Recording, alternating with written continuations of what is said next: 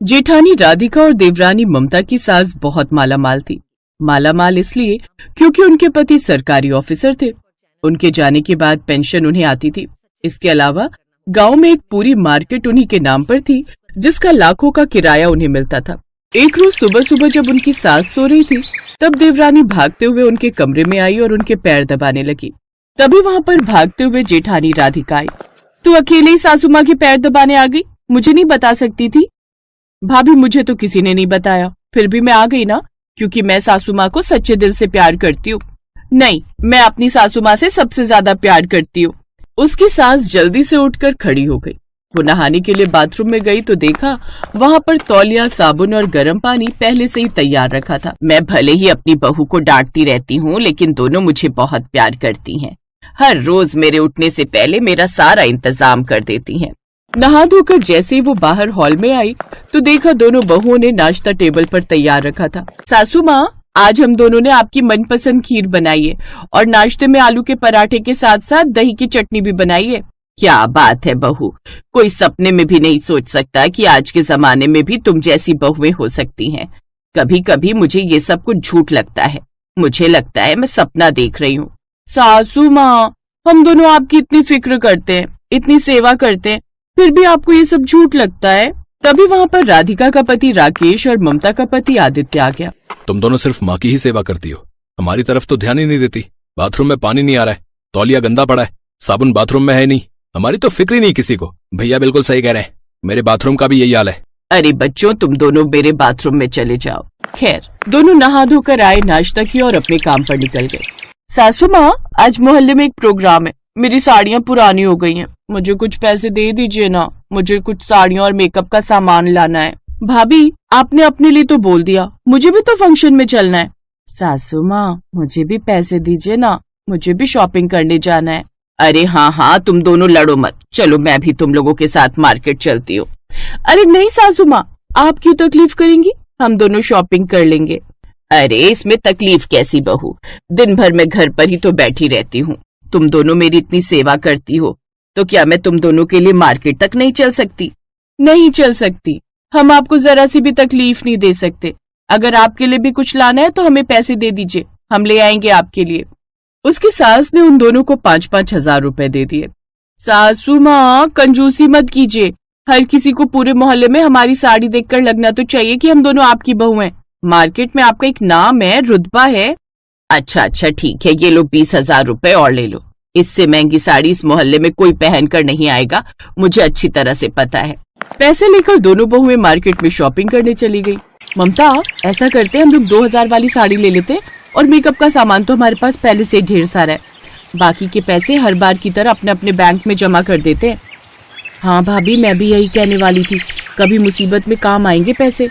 दोनों ने शॉपिंग की, पैसा बैंक में जमा किया और घर वापस आ गई। रात में दोनों जब पार्टी में गई तो उनकी सास भी वहीं पर मौजूद थी। सासू माँ, थोड़ा इंतजार कर लेना चाहिए था, आप तो पहले ही आ गई। अरे बहू, ये मेरी सहेली है, हम लोग ही तुम्हारी सास को घसीट लाए थे। तुम दोनों अपनी सास पर कुछ ज्यादा ही हुक्म चलाती हो। अरे नहीं नहीं, मेरी बहुओं जैसी बहुएं इस मोहल्ले में तो क्या, मुझे लगता है आज के समय में पूरी दुनिया में कहीं नहीं होंगी। थैंक यू सासू माँ, आपने आंटी जी का मुंह बंद कर दिया।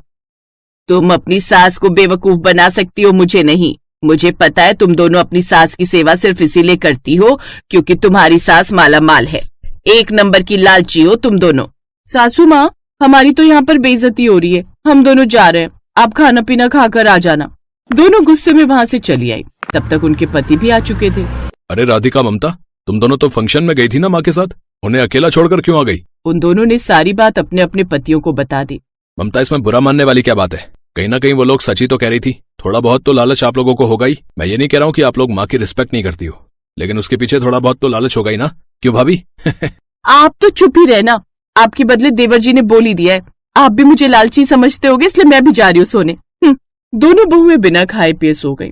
अगले दिन उन दोनों ने अपनी सास के लिए नाश्ता बना दिया, लेकिन अपने अपने पतियों के लिए नहीं बनाया। बहू, इन लोगों के लिए नाश्ता क्यों नहीं बनाया? ये लोग क्या भूखे ही काम पर जाएंगे? ये लोग भूखे नहीं रहेंगे, कहीं ना कहीं बाहर खा ही लेंगे। इन लोगों का नाश्ता इसलिए नहीं बनाया क्योंकि इन दोनों को भी हम दोनों लालची लगते हैं। बाहर वाले बेइज्जती करे तो चलता है, हमारे पति ही हमारी बेइज्जती कर रहे हैं, इतना बोलकर दोनों बहुएं फिर से अपने अपने कमरे में चली गई। खैर, उनके पति बिना नाश्ता किए काम पर चले गए। दोपहर के वक्त, बहू तुम दोनों यहीं पर रुकना, मैं जरा मार्केट तक होकर आती हूँ, कुछ पैसे वसूलने जाना है। ठीक है सासू माँ, तब तक हम लोग आपके लिए नाश्ता बनाकर रखेंगे। खैर, उसकी सास वहां से निकल गई, लेकिन वो मार्केट ना जाकर किसी पार्क में पहुंच गई, जहां पर मोहल्ले की उन्हीं औरतों के साथ साथ उसके दोनों बेटे भी वहां मौजूद थे। आप लोगों ने जब से मेरी बहुओं को लालची बोल दिया है, तब से उन दोनों का मूड खराब चल रहा है।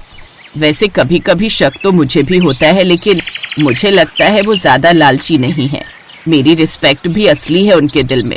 आपको इस बात के लिए यहाँ मीटिंग नहीं बुलानी चाहिए थी, मैंने तो बस मजाक में बोला था। हमारी बीवियां सच में आपकी रिस्पेक्ट करती हैं, उनके अंदर कोई लालच नहीं है। चलो ठीक है, उन दोनों की परीक्षा ले लेते हैं, और मुझे पक्का यकीन है कि परीक्षा में वो हार जाएंगी। उन लोगों ने मिलकर एक प्लान बना लिया। शाम को जैसे उनकी सास वापस आई, वैसे वो जमीन पर गिर गई। बहुत दर्द हो रहा है बहू, मुझे लगता है मेरा आखिरी समय आ गया है। सासू माँ, आपको कुछ नहीं होगा, आपको अकेले जाना ही नहीं चाहिए था। ममता, चलो हॉस्पिटल लेकर चलते हैं। हाँ भाभी, मैं कार चला लेती हूँ, आप माँ जी को पीछे पकड़कर बैठ जाना। अपने अपने पतियों को भी फोन करके वहीं बुला लेंगे। दोनों लोग जल्दी से अपनी सास को लेकर अस्पताल पहुंचे। थोड़ी देर बाद वहां पर राकेश और आदित्य भी पहुंच गए। जांच करने के बाद डॉक्टर ने कहा, इनकी तो दोनों किडनी में प्रॉब्लम है। आप लोगों में से कोई इन्हें किडनी देने को तैयार है? डॉक्टर साहब, एक किडनी से इंसान जी सकता है, इसलिए एक किडनी आप मेरी ले लीजिए और एक किडनी मेरी ले लीजिए। डॉक्टर साहब, सासू माँ की दोनों किडनी ठीक तरह से काम करनी चाहिए। हम तो अभी जवान हैं, हमें कुछ नहीं होगा, हमारी सासू माँ को कुछ नहीं होना चाहिए। इतने में वहां पर उसकी सास चलते हुए आ गई। मोहल्ले की औरतें भी वहीं पर आ गई। देख लिया तुम लोगों ने, मेरी बहुएं इस परीक्षा में पास हो चुकी हैं। आज हमने स्वीकार कर लिया कि हम ही गलत थे। आपकी बहुएं सच में आपसे बहुत प्यार करती हैं, क्योंकि कोई भी लालची बहू अपनी सास को अपनी किडनी देने के लिए तैयार नहीं होगी। इसका मतलब आप सब लोग ये नाटक कर रहे थे, हमारी परीक्षा ले रहे थे आप लोग? मुझे माफ कर देना, मैंने तो इन लोगों के कहने पर यह सारा नाटक किया। खैर, सभी लोग अपने अपने घर आ गए। घर आने के बाद दोनों के पतियों ने भी अपनी अपनी बीवियों से माफी मांग ली। राधिका, ममता, हम दोनों ने तो सिर्फ मजाक किया था उस दिन। ये सब मोहल्ले की औरतों का किया धरा है। चलो, कम से कम इसी बहाने उन्हें सुकून तो मिल गया कि तुम दोनों जैसी बहुएं पूरे संसार में नहीं है। हम दोनों को उस वक्त बहुत गुस्सा आ गया था। हम दोनों तो डर ही गए थे कि सासू माँ को क्या हो गया, लेकिन आज के बाद हम दोनों पर आप कभी शक मत करना। हम लोग कभी कभी सासू माँ से पैसे मांग लेते हैं, इसका मतलब ये तो नहीं कि हम दोनों लालची हैं। सासू माँ, अगर आपके अंदर जरा सा भी शक हो कि हम दोनों लालची हैं, तो आज के बाद हम आपसे पैसे कभी मांगेंगे ही नहीं। अरे नहीं बहू, तुम दोनों तो मेरी बेटी जैसी हो। भला कौन सी बहू अपनी सास को किडनी देने के लिए तैयार होगी? ये मेरा जो भी है, ये सब कुछ तुम ही लोगों का तो है। मैं क्या ये सब कुछ ऊपर लेकर जाऊंगी? उस दिन के बाद सब एक साथ खुशी खुशी रहने लगे और मोहल्ले की औरतें भी राधिका और ममता की दिल से इज्जत करने लगी।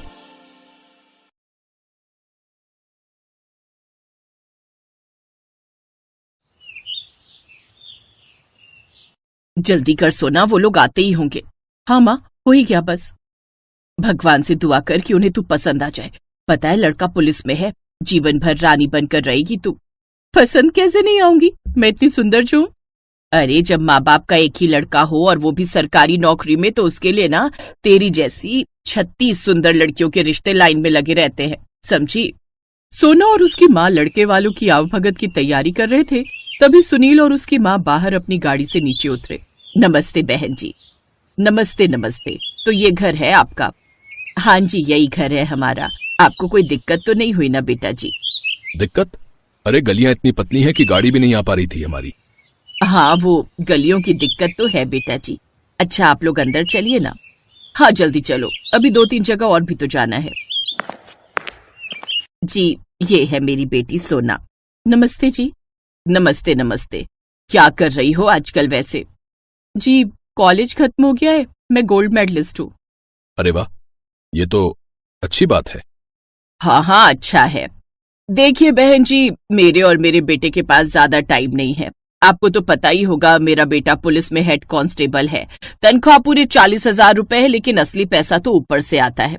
महीने में 1.5 से 2 लाख रुपए आराम से बन जाते हैं। ऊपर से बहन भी इसकी एक ही है, उसकी भी 2-3 साल में शादी कर देंगे, फिर तो आपकी बेटी का ही राज होगा हमारे घर पर। बाकी मेन रोड पर 3-4 दुकानें हैं, 2 मकान हैं और गांव में भी खूब सारी खेती है। आहा, भाग ही खुल जाएंगे मेरी सोना के तो बहन जी। वही तो कह रही हूँ। तो अब आप भी बता ही दीजिए, आप क्या देंगे दहेज में? जी, मेरी हालत तो आप देख ही रही हैं बहन जी, ज्यादा तो नहीं दे पाऊंगी, पर फिर भी आप बताइए कि क्या मांग है आपकी। बात साफ है, एक से बढ़कर एक रिश्ते आ रहे हैं मेरे सुनील के लिए, और जब से पुलिस में लगा है तब से तो हम थक गए हैं मना करते करते। अरे लोग तो 50-50 लाख की शादी करने को तैयार हैं, पर आपकी लड़की पढ़ी लिखी है तो आप बस 30 लाख में ही कर देना सब मिलाकर।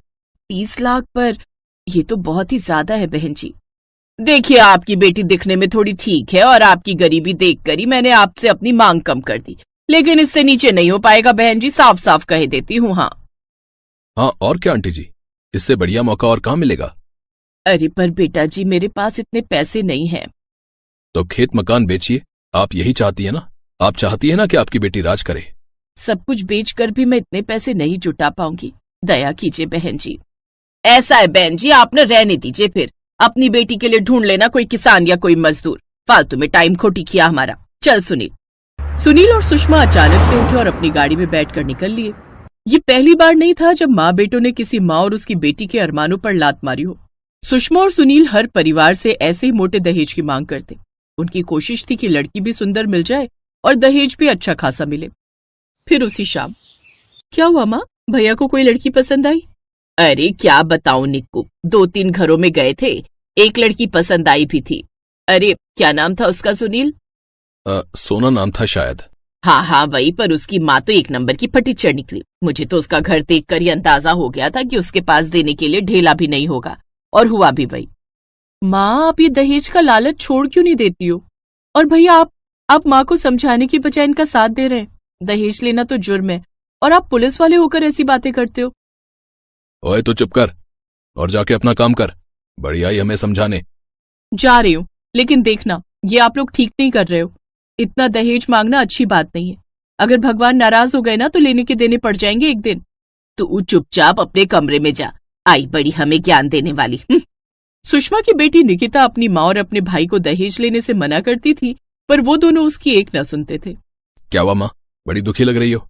क्या करूं, इतने बड़े शहर में तेरे लिए एक ढंग का रिश्ता नहीं मिल रहा है। एक काम करें क्या, वो शालीमार गार्डन वाली लड़की को ही पसंद कर लें क्या? पर वो तो 20 लाख ही देने को कह रहे थे ना माँ। हाँ बेटा, 30 ना सही 20 ही सही। ठीक है माँ, तो एक काम करते हैं, कल सीधा चल ही पड़ते हैं, उनसे वहीं जाकर बात कर लेंगे। सुनील और सुषमा बात कर ही रहे थे कि तभी सुषमा के फोन पर एक कॉल आता है। हेलो, कौन बोल रहा है? नमस्ते बहन जी, मैं सोमनाथ बात कर रहा हूँ। हाँ बताओ, क्या बात है? मैंने सुना है आपका बेटा पुलिस में है और आप उसके लिए लड़की देख रहे हो। हाँ, आपने ठीक सुना है। तो आप एक बार मेरी बेटी को आकर देख लीजिए, वो नौकरी करती है और अच्छा पैसा कमाती है, घर का सारा काम भी जानती है। हाँ वो तो ठीक है, पर दान दहेज का क्या सीन है, कितना कर पाएंगे आप? ज्यादा तो नहीं, मैं इतना अमीर आदमी नहीं हूँ, 30 से ऊपर नहीं कर पाऊंगा बहन जी। क्या कहा? 35? अब ठीक है, हम कल आते हैं आपके पास। सोमनाथ का पता पूछकर सुषमा ने फोन काट दिया। उसे लगा कि ये तो भगवान का करिश्मा ही हो गया, मनचाही लड़की और मनचाहा दहेज दोनों मिलने वाले। फिर अगले दिन सुषमा सुनील को लेकर सोमनाथ के घर पहुंची। बैठिए बहन जी। आपका घर तो बहुत बड़ा है। जी, ऊपर वाले की कृपा है बस। लीजिए, ये आ गई मेरी वाणी। कैसी हो वाणी, तुम क्या कर रही हो आजकल? जी, मैं एक स्कूल में टीचर हूँ। अरे वाह, ये तो बहुत अच्छी बात है। वैसे मेरा बेटा जितना कमाता है उसमें तुम्हें कभी कोई दिक्कत नहीं होगी। आराम से बैठना रानी बनकर, काम तो सारे नौकर कर लेंगे। तो फिर जरा लेन देन की बात हो जाए बहन जी। हाँ क्यों नहीं। आपकी बेटी नौकरी करती है, इतना बड़ा घर है आपका, तो आप भी तो चाहेंगे ना कि आपकी बेटी अच्छे घर में जाए, और फिर आप जो भी दोगे वो शादी के बाद रहेगा तो आपकी बेटी का ही ना। जी, मैं जरा ऊंचा सुनता हूँ बहन जी। क्या कहा, कितना दहेज चाहिए आपको? अरे भाई साहब, 30 वाला 30 लाख। इतना सुनते ही वाणी ने जोर से कहा, सुनिए, आप सब बाहर आ जाइए और पकड़ लीजिए इन लोगों को। ये क्या बदतमीजी है, ये क्या कर रही हो तुम? दहेज के लालचियों को लाइन पर ला रही हूँ। तू हमें पकड़वाएगी, लगता है तू अभी मेरे बेटे को जानती नहीं है। अरे वो पुलिस में है, तू क्या बिगाड़ पाएगी उसका? गलत, लगता है आप हमें नहीं जान पाए। यह है डीएसपी विजिलेंस वाणी शुक्ला। जी हाँ, और आप दोनों हमारी ट्रैप में फंस चुके हैं। खुलेआम दहेज की मांग करने के लिए अब आपको जेल जाना होगा। जेल? अरे ऐसे कैसे? सुनील तू कुछ बोलना इसे। क्या बोलूं माँ, विजिलेंस वाले किसी की नहीं सुनते। ऑल टीम पकड़ लो इन्हें और तुम भी बाहर आ जाओ। पुलिस वालों ने फौरन सुषमा और सुनील को हथकड़ी लगा दी और तभी दूसरे कमरे से सोना निकल कर आई। सोना वही लड़की थी जिसे सबसे पहले सुषमा देखने गई थी। सुषमा जी मिलिए, डीएसपी वाणी से, मेरी सबसे अच्छी सहेली। अरे सोना तुम हमें माफ कर दो बेटी, हमसे बड़ी भूल हो गई। नहीं नहीं ऐसे कैसे, और ले लो दहेज, और ले लो दहेज। बेटा मुझे देखकर इग्नोर मत करना। इस बार जो भी एग्जाम में पास होना चाहता है मैं पास कर दूंगी, मगर मेरा भी एक काम करना होगा। तुम्हें इस वीडियो को एक लाइक और चैनल को सब्सक्राइब करना होगा और 5 सच्चे मित्र को शेयर करना होगा। और मेरे बेटे जाते जाते कमेंट में सरस्वती माँ लिख दो।